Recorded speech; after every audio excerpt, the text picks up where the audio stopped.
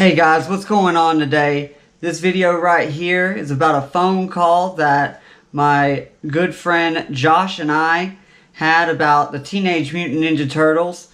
Growing up, we both loved them, and we plan to do more phone calls like this and discussions about many anime that he and I have watched. I hope you enjoy it. Like the video if you want to see more. Because I saw some pictures on Instagram of Raph and Leo standing next to one another. And man, all I could think of, first off, is like, good God, dude, Raph is a giant. He's so huge, right? He's a monster next to Leo, who is easily bigger than Donnie and Michelangelo. None of them are small, but dude is like a mountain of towers over all of them, man. He's got to be like 9 foot tall. But see, now answer this question then. Since we can agree that Raph is a giant, there's been a couple of times over the years, no matter the story, who wrote it, whatever, where Raph fights Splinter. That's like in a general thing. And Splinter dismisses this man like he is a child. But he is a giant. You see what I'm saying? Like, Splinter was a straight G. Sensei, man. He's sensei. No, you're absolutely right. You're absolutely right. He might not be as strong, but he's got the balance to overcome what he's going to throw at him, you know? Dude, for sure. But the next point that I thought about right after that was Shredder's size. And this is really in the Michael Bay movies because he was big. I feel like he was big in the cartoons, but the Michael Bay movies really sent it over the top. His size is huge. I feel like he's 9 feet tall and straight up whip-ass strength. Because the first time he fights the turtles or like comes into an encounter with them or whatever, bruh, you're not ready. No. I wasn't ready. No, big facts, man. But to answer me this, do you think that he's a normal guy in a machine, or do you think that he's a normal guy that was bioengineered? Because, man, they made it seem like he was 150 years old with the story of poison in the river and stuff. I think that he somehow did get a hold of some, like, genetic engineering, or he found like a fountain of youth. He found something, or he did something, because turtles had the ooze, and you know, took right. The razor. And see, I thought that Shredder took the ooze, but I mean, Shredder did take the ooze, but that was only for what, like 30 seconds, maybe.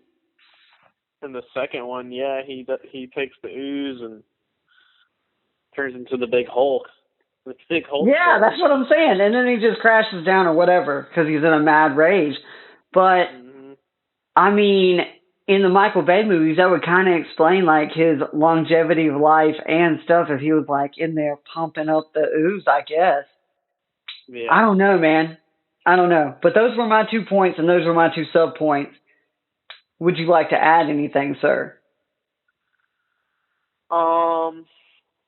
You were talking about the size as far as how big Raph is, and we were talking about it the other day compared to Leo, and how Leo is like the leader. You know what I'm saying? Like, you would think you'd want the leader to be the biggest, most badass guy, but big facts. And in the biggest, most badass guy that can't think level-headed, and that's why Leo is the leader, because he's level-headed and he's balanced. And he's got the blue bandana, so he's cool like water. You know what I'm saying? Big facts right there. The symbolism. And then Raphael is the big rager. Just wants to use his fist to always talk. And all the time. Bandana. I guess carrying around that muscle mass, having to eat all that food, make it angry. Maybe that's what it is. Raph is just hangry. Because he is extremely angry all the time. And it does cause him to make irrational decisions. And also, the fight between Leo and Raph in the CGI movie was actually a really good fight, but more so, Leo took down Raph because Raph was so angry he was blinded by his rage. And it was a great fight. And I didn't know how Leo didn't know that that was a turtle in that suit, but we're just going to look past that. But Yeah, when he seriously, had though, the suit of armor on. another It looked one like a biker helmet almost. Another one that really caught me off guard was when, in the Michael Bay movies, Donatello was always portrayed to be the smart one. Like, Raph was super strong, Leo was a good leader. All of these are like skills, but his was the technology. He liked to build stuff. And, like, yeah, in the 80s, dude, that sewer surfing stuff, it was a skateboard with a jetpack, which I ride an e-board every day, and that's what they had. So Donatello predicting the future up in here.